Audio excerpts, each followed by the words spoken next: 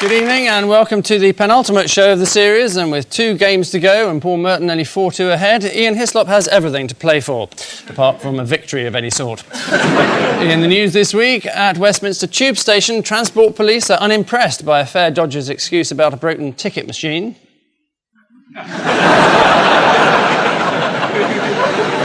As Jeffrey Archer and his wife prepare to speed away from the press, there's an uncomfortable moment as they realise they're out of petrol.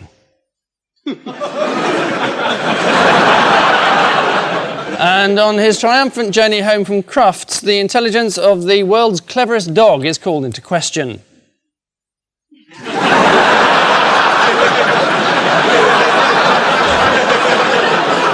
On Ian Hislop's team is a man who once said, "I did not plan to be a journalist." Always nice when someone fulfills their ambition. Boris Johnson.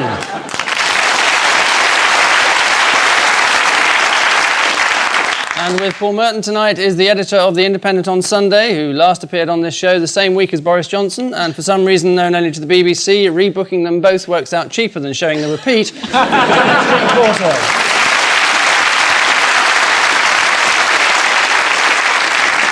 Round 1 is what we're mathematically obliged to begin with. Paul and Janet, your revolting behaviour. Right, this is a demonstration in Seattle. Against the World Trade Organisation. Uh-huh. Now, did you know that Boris's dad is one of those demonstrators in Seattle? That's absolutely true. Is it right? Is it true? Did your dad, or did he not, dress up in a Ninja Turtle outfit and embarrass you by being one of those... Well, I'm glad you mentioned that. Actually, it wasn't he was a loggerhead turtle. He was, and he did jolly well, and he stormed those RoboCop policemen. Just run that. And there was a first-class piece of reporting about it. By himself in your magazine. Right, I wasn't exactly. Fine piece by Boris's dad in Boris's mag. No, but you should. Well, I don't think I should discriminate against my family. But yeah, you were on record saying he was magnificent. Well, I think he was. Yeah. Did he get it? Come on. I mean, you know, if your father turned up as a turtle... I'd put him in a home. I think you'd feel proud. Yeah. Wouldn't you? Sounds like he's already broken out of it. No, I Yes, it is the protest triggered by the World Trade talks. Protesters in Seattle ran amok in the city centre, doing thousands of pounds worth of damage in one Starbucks cafe alone. They knocked over 3 cappuccinos. At one point, looters dressed in urban combat gear with camouflage trousers and balaclavas burst into a branch of Gap, realised they were already wearing all the clothes and left again. Ian and Boris, your man. This is McGuinness. Trimble, taking a bow. Oh, God, that's Paisley, that's Adams. Amazing collection of people all together. And that's Mandy. Who was the most controversial appointment this week? Depends who you are. I suppose it was McGuinness. Heartwarming development for the children of Ulster.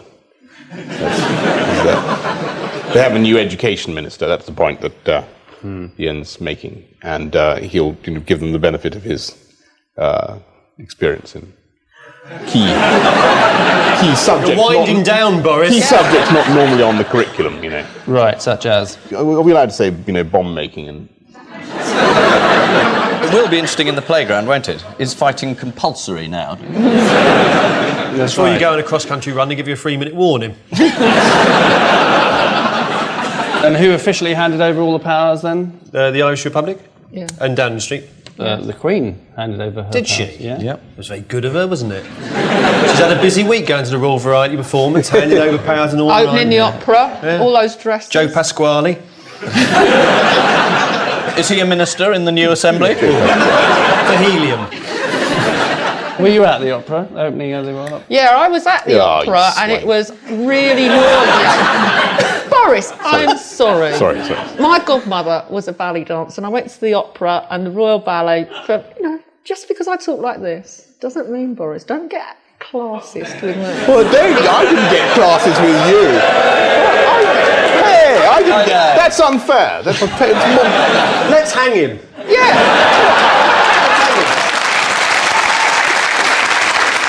No, I did go go to the opera, the this most is too early in the nauseating show. sight was the entire audience applauding the Queen for walking in.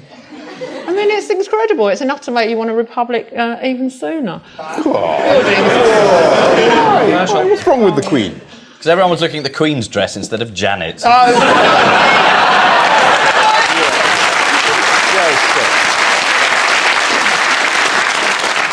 So what is the Independent on Sunday's official stance on the Northern Ireland problem then? We have a very good correspondent, David McKittrick, who was the correspondent of the year, and... So we should ask him.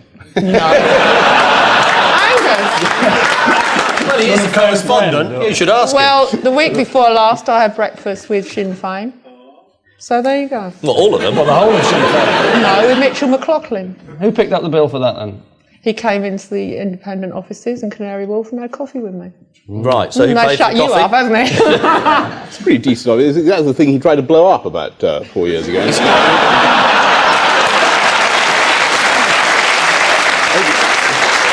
hope he liked it. I think you have to say at this point. I'm sorry, not him. personally. No, I just want to say, for the benefit of the association lawyers, associated with it his was not organisation. Mr. McLaughlin who We realise that. blew up South Quay. This is the long-awaited devolution of power to the new Northern Ireland Assembly. It's only fair to point out the role of Peter Mandelson, without whom, of course, none of this would have happened any differently. After the historic step towards peace, one commentator observed, "Yesterday was a great day and everyone decent knows it." And as if to confirm that, Ian Paisley said, "Every vote cast today is a vote of shame and a vote for darkness." Paul and Janet, your sound bites. That's the agricultural minister. I'd have caught up with Jeffrey Archer at last. This is... Butchers celebrating. Yeah, Butcher's celebrating... Beef on the bone. Beef on the beef bone lifted. Finally, on December the 17th in time for Christmas. Yeah. So who's flouting the ban? The French rugby team. They ate beef on the bone before they stuffed the New Zealanders. Did they eat beef on the bone? I thought they ate British beef. They took it off the bone before they swallowed it, surely. It did. It was originally on the bone. It Yes. must have been. Otherwise, cows would be totally flat in the field. Like lilos with horns. Hell of a job milking them. You'd have to dig a tunnel and then dig up again. Maybe they can do that, though, with this new genetic thing. They might be. Good comeback. Yeah.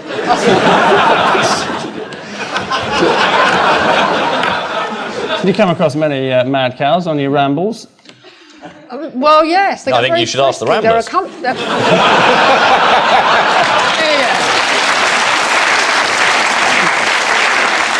There are parts of the country where they're friskier than others. This is the end of the beef on the bone ban, which will also sadly mean fewer news reports from cowsheds such as this one. If the visit to France is successful, Mr. Amos is hoping he can persuade Brittany Ferries. And so for an extra point, what happened next? Does the backbone disappear in that cow? Yeah. Yeah. It just goes flat. Yeah. A case of bovine lilo. Oh, he mentions Peter Mandelson's private life and the whole thing's cut. Yeah. In which case that would be cut from the show, in which case there'd be no point Is in that showing really it true? to you. Can you know? Is it still the case? You cannot mention. Try it, Boris. What? See what happens. You're not allowed to mention that Peter Mandelson's won't go out. Really?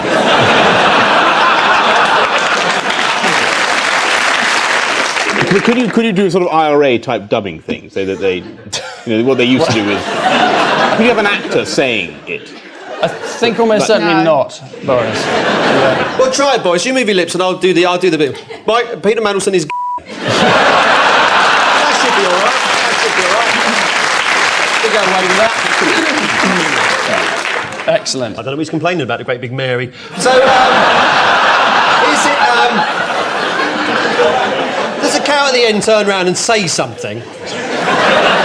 Industrial espionage, something like that. OK, let's have a look. Let's give it a go.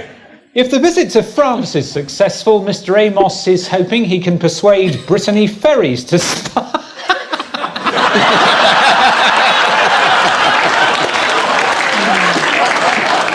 Celebrating the end of the ban in their own Dave. particular way. The Germans have agreed to play fair and sell our beef throughout Germany as long as it bears their approved logo for British beef, the word Achtung stamped over a skull and crossbones. And finally, Ian and Boris. Parthenon. Yes, Parthenon. This is the Elgin marbles. They're marvellous. And they're here. Right, and who's complaining? Oh, the Greeks. They want them back. Right. Anything old and Greek they want back. You can have Prince Philip. They can have it.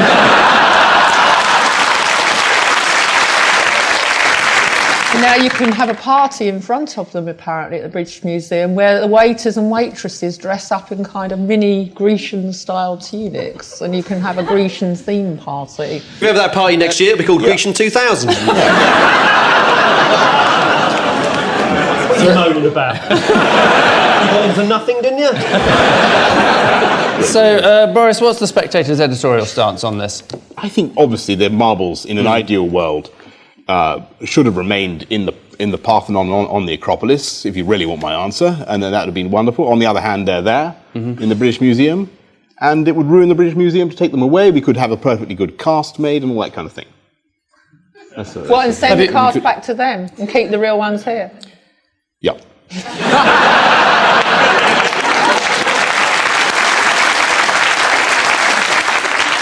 Have you discussed this with your staff? I think one of your staff, at least, is Greek, isn't he? Ah, yes.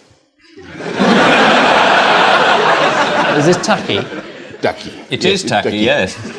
No, the person's name, Tacky. And so's he, yes. Right, why is he Tacky then? Well, I suppose it's because he's a drug smuggler who's been at Imagine His Pleasure. Mostly. He's a playboy Greek millionaire who graces Johnson's publication for reasons unknown to everybody. I think they should send him back. Well, is he your dealer? I know, I have no knowledge of that. I'm sorry, I didn't hear your answer. No, the answer is no. But he is a very distinguished columnist. No, he isn't. He's awful. Yes. And you know he's awful and you should sack him, but you don't. Largely because I keep suggesting I can't. It's absolutely impossible to sack him for many reasons. You have thought about One of which is he's terrific and the readers are galvanised by him. And even if that were not the case... Which it isn't. Yeah. Ian keeps telling me to sack him. And it just, you know what I mean? It puts me in an impossible position. Do you think he's slightly racist at all? Do you know how he described the Puerto Ricans the other day? No. Fat, Wait a minute. dirty, semi-savages and unbelievably loud. Rhubarb. Could have been talking about you, Boris. No. We can't have Start giving him a nudge, will you, Ian? Yeah. We can't... Last time you were on this programme... No. We can't have that. Why did you come back onto this programme again? Well, basically, because for the money. I'm not a... Because last time we were on, you created this enormous stink because you said everything was rehearsed. I want to apologise for that. I'm very sorry about that. Well, that's fair enough. It was a great enough. mistake. Because Norman Tebbit then started having a go as well. Did he? Norman Tebbit said, well, of course, these people, they can't improvise live. No. I want to make it clear to all the little children who are watching and who may have sometimes sort of felt, wondered, like whether Father Christmas exists, whether this show is entirely, as it absolutely sort of brilliant flow of spontaneity. It is. It is. It is. And well said, Boris. Thank you. No, it really is. It is. Meanwhile, back at the quiz, both teams are flat out, level as they are on 4.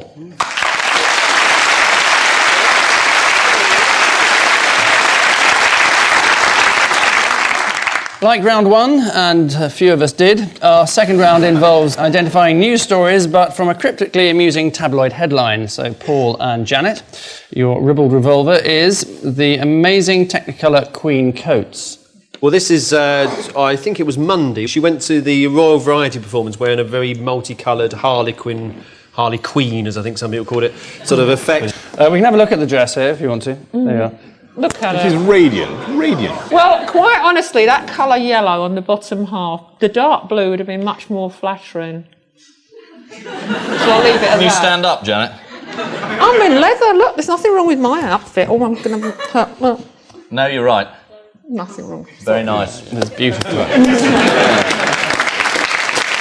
Would you like to see what I'm wearing? Yeah, let's say you look fantastically elegant. Look at that.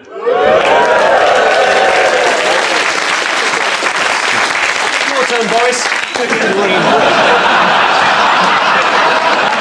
Well deliberate. Do I have to stand up? You do, yeah. Yeah. I'm just wearing a sweat. Hi.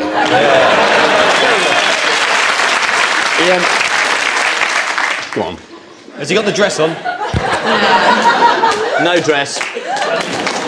We win. Don't you auction your clothing off? Not anymore. I've sold it all the stuff that was in the rubbish bags. I think you brought this up last time. Yeah, this Angus. show's identical. Isn't Yeah, it? same show.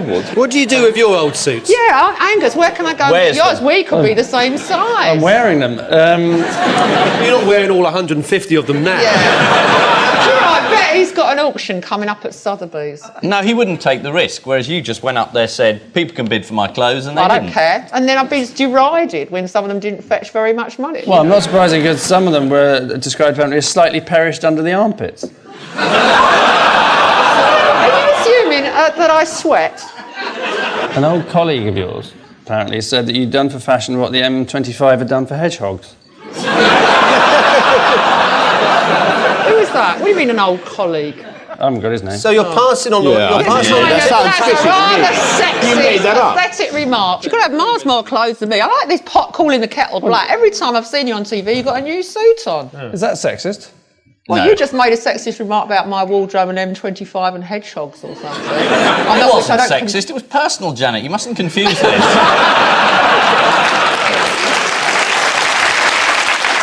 Yes, this is the fuss over the Queen's outfit worn to this year's Royal Variety Performance and described as show-stopping, so some good came of it.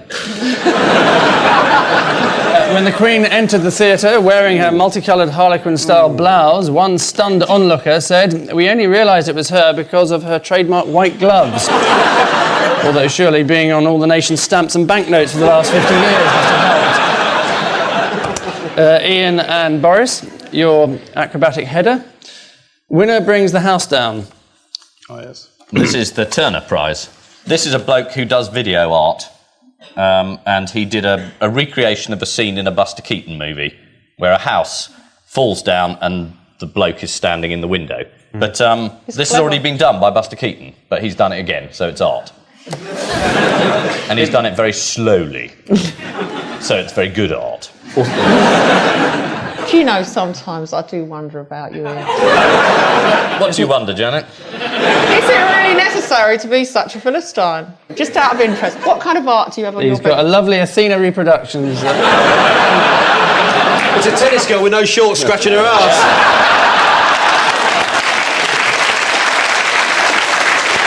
When does your taste in art stop? About 1320. Right. That's nearly 1:30, isn't it? But it's not called a painting or a video or anything, is it? It's an installation, he refers to it as. Yeah, I haven't seen it. I'd like to see it. You said, does it happen in slow motion? Very Is that slow the... motion. We yeah. weren't allowed to show it. We did ask. Oh, really? Said no, That's yeah. a shame. Is that true? Yeah? Why not? Allowed to, because it's art. No, if we put it on our programme, it'd be television. Well, I did appear on a appalling Nick Ross that went out the same night where they made a replica of Tracy Emin's bed. It did seem an incredible waste of licence payers' money to just get a bed in the studio and get the scenery and the set people in to copy it. I mean, Was it as good as Tracy Emin's bed? I mean, the in things what in the way was it tape different? Was gallery it... occupying a huge room that you can walk around, and then you've got something in a TV studio cobbled up by a couple of carpenters. Yeah, and carpenters. I mean, what do they know about beds?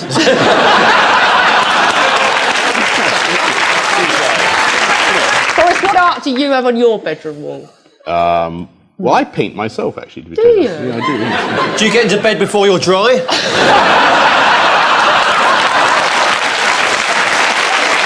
This is the Turner Prize, which was won by artist Steve McQueen and featured a video of a wall falling on his head. He wins £20,000, which comes on top of the £250 he's already received from You've Been Framed. Which master strokes mean at the end of this frame, it's still neck and neck and neck and neck at 6-all.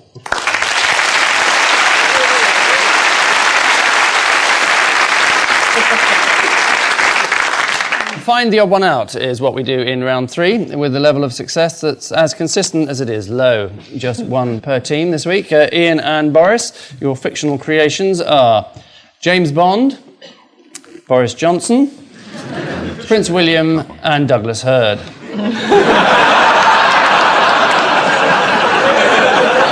That's not fair. You're turning Boris into a figure of fun. Absolutely not. There's got to be an odd one out here. Is that the idea?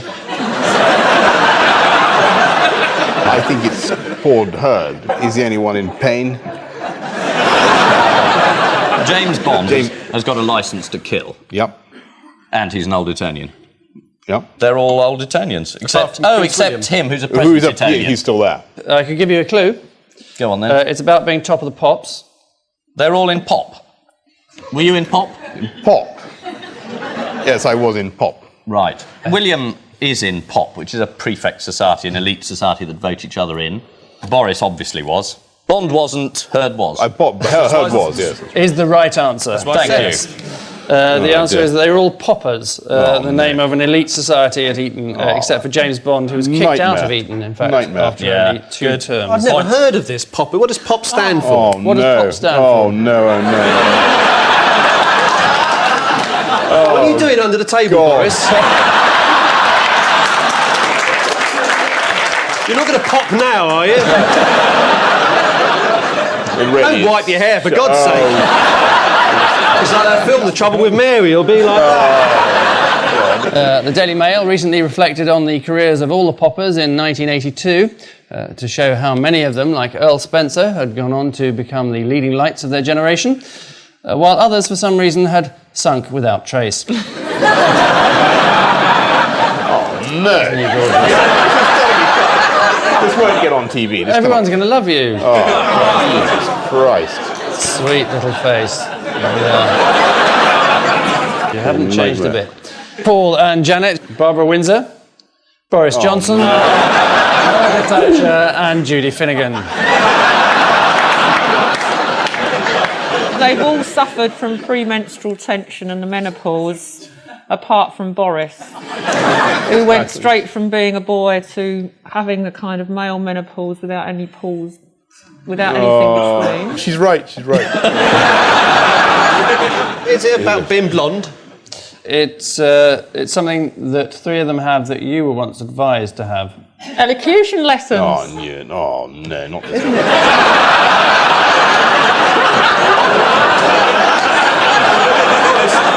So is Boris the odd one out because he's not had elocution lessons? Is that the answer? Yes, it is the answer, actually. Well done. Absolutely right. So what are Barbara Windsor had elocution to get that voice. So originally she sounded like Boris. Hey, what a lovely pair. Yes, no, she had elocution lessons in London's East End. Her mother sent her there. But why was Boris particularly chosen as an exception? There is a reason. Boris claimed that he was dropped off Radio 4 recently because his accent wasn't correct for the new plebby BBC. Oh, that's quite right. Well done, yes. No. And I've always suspected that to be a complete load of old rubbish. They just dropped you off the programme because the programme moved on. No, actually, it is true that was the stated reason. And I thought it was quite a funny point. Boris Johnson was sacked by the BBC for being too posh, although he recently told The Guardian, "A voice can be changed, we plummy-voiced brayers can adapt." So how's it coming on, this adaptation? Well, I'm making progress. Right. Yes. And so to our missing words round, regarded by many as being our last. A bunch of half-cut headlines from the papers, including some fewer or more from this week's guest publication, the inimitable Rocking Horse magazine. So stand by for Irish snail threatens what? Welsh tortoise. Golf course in Ireland. Threatens the Pope by climbing on a stepladder and waving a razor in his face. I'm after you, you dirty little bugger. You come here, no, you dirty little bugger. I'll have you know. It's not actually that story. No. Is it not? It should be. It's Greg Norman's golf course. It is Greg Norman's golf course. Yes, the Great White Sharks golf course is actually the answer. Yeah. Next is what an endangered species? The dodo. John Prescott. Yes. Boris. No. Janet Street Porter, that's quite long. Is it a person or a plant? Is the rocking horse? It is, Oh, right. well done.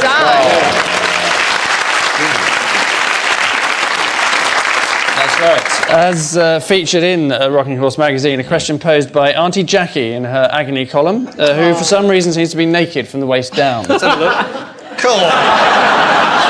Next, police dog is sacked for what? Failing to protect Pope against Irish snail. Being too friendly. Racism. Licking people. Lack of bite is how it puts it. This is an Alsatian who has an obsession with licking criminals, rather like Monica Cochran. Next, stun your lobster with what? This is a new gadget that someone's invented. With your command of French. With kindness.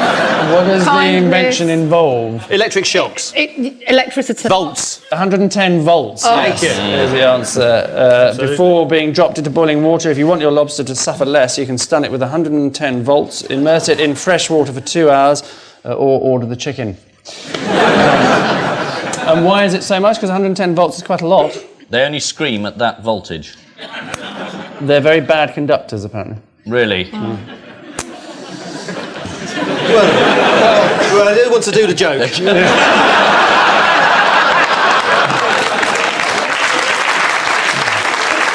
know it's difficult to hold a baton when you've got claws? Yeah. And finally, what? The easy way? Rocking horses. Build a rocking horse. No, it is to do with rocking horses, in fact, but slightly more technical. Rocking. Oh, varnishing them. Yes. Varnishing. Polishing. Polishing. Because obviously there's some sexual innuendo here. That's a little bit of a code in certain circles. I was sitting at home polishing me rocking horse. Yeah. We've all done that when we're lonely. Yeah. I didn't realise it was a sexual innuendo, but hoof notches, the easy way, is in fact which rough justice signals the tail end of tonight's barking contest, in which this week's sons of bitches are Ian and Boris with 9, while this week's top dogs are Paul and Janet with 14.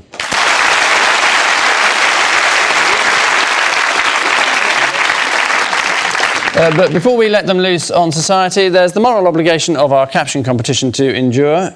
Yeah, this is a camel. Come on in a van. Come on, Yeah. So that's not your dad off to another protest. OK, thank you. And I leave you with news that after making a bold speech against Tony Blair, John Prescott notices Alistair Campbell entering the room. At an award ceremony in London, the Duke of Edinburgh makes an inappropriate remark about the Daleks.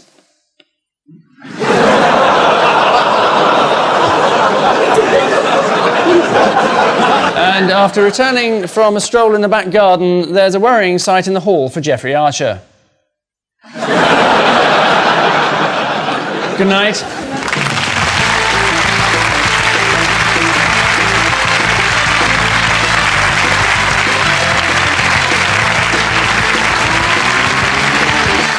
More hot comedy still to come here on BBC Two. The Hippies Let It All Hang Out next, and at 10, The League of Gents. For BBC One in a few minutes, Parker's having a rather special chat with Paul McCartney.